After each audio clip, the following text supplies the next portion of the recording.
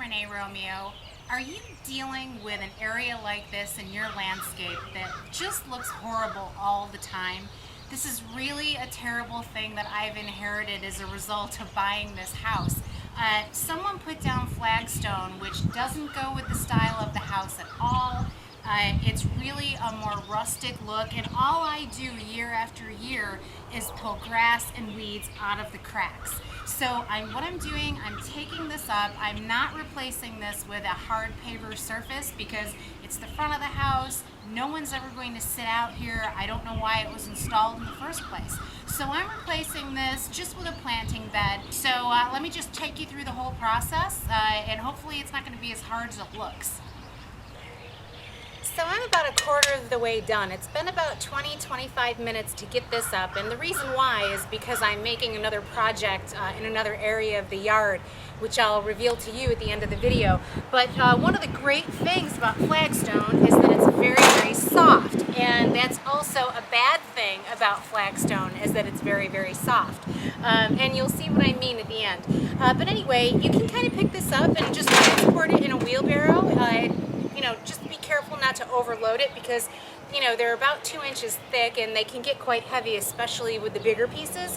So I'll just show you how I go about getting this up. I've got just a little, oh, see, this one broke right in half. So, to my benefit, but also to my detriment for my next project. So you can just kind of pry this up and haul it away, and it's just as easy as that. So let's talk safety. You really need to be careful when you're lifting very heavy stones, and I've got a rather large one to go here. So if you are a woman, try to get a man to do this, and it's not because you're a woman and you can't, it's because men have a different muscle structure than women, and they're able to do this all day long.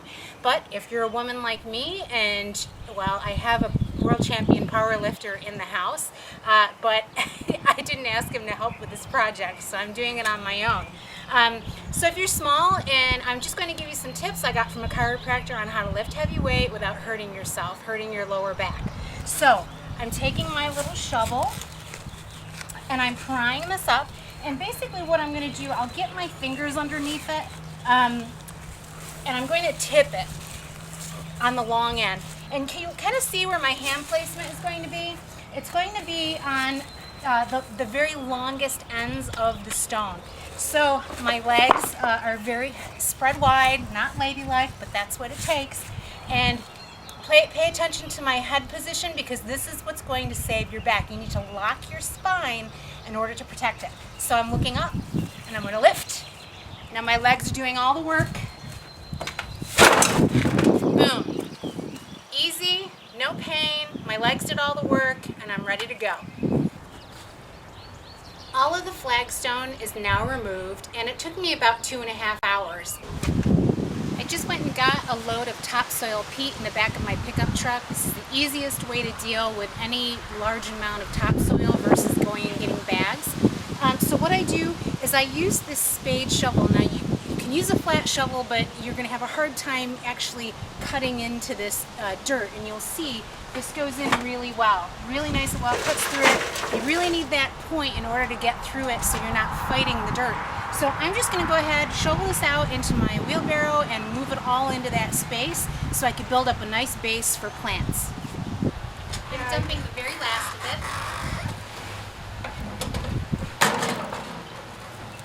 And then I'll go ahead and I'll grab a nice stiff rake like this and rake it out nice and even.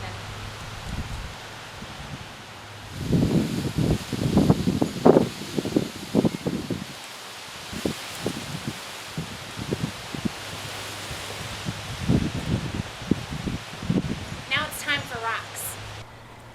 Okay, and this is how you move a giant boulder. You don't do it yourself. You get your dad to do it.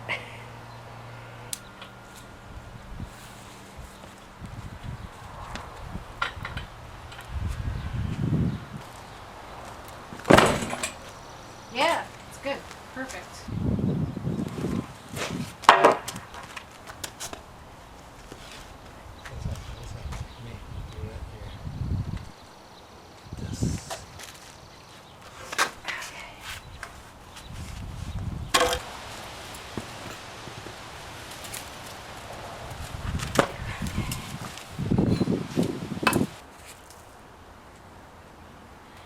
Well, we've moved these two giant rocks in place and everything's done except for planting the flowers. So I've started that and I use this really great planting tool. So this is normally for bulbs, but the great thing about it is you can put it in the ground and you can wriggle it around to make a really nice deep wide hole to accommodate your annuals. And so these are a little bit tapered anyway and they pop right in and do a great job. So I'll show you what it looks like when it's done.